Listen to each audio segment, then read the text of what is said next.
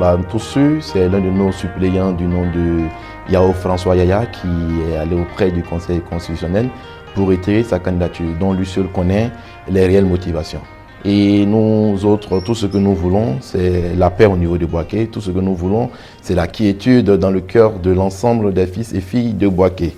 Et si nous nous appelons démocrates, et on ne veut pas, et on le dit, on ne doit pas aller contre la décision du Conseil constitutionnel.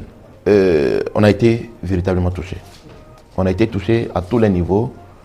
Vous voyez, ce sont des milliers de femmes qui nous ont fait confiance. Ce sont des milliers de jeunes qui nous ont fait confiance. Ces jeunes et ces hommes, ces femmes ont vu en nous l'espoir, ont vu en nous le changement qu'ils cherchaient tant. Et voir notre candidature radier, je vous promets que j'ai vu des mamans pleurer. Lorsque nous sommes allés vers ces mamans pour leur parler du fait que notre candidature a été radiée, j'ai vu des jeunes en colère. J'ai vu des femmes meurtries. Et j'ai vu des présidentes de femmes se lamenter juste parce que notre candidature a été radiée.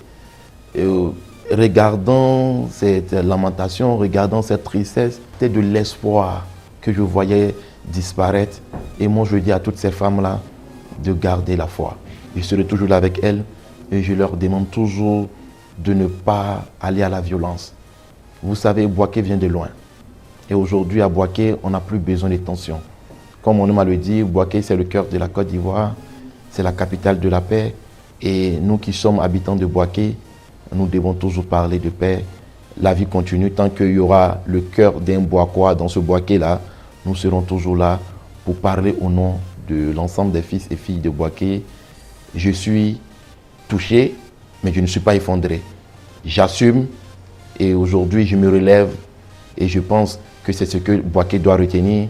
Je serai toujours là pour Bouaké. Je vais toujours travailler pour Bouaké.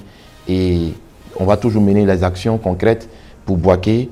Vous allez voir dans les jours à venir, on va mettre des projets en place pour les femmes, pour les jeunes.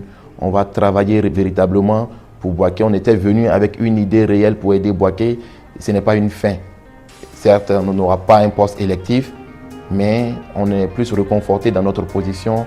On sait que Bouaké nous a fait confiance et nous, à notre tour, on ne va pas décevoir Bouaké. Je vous remercie.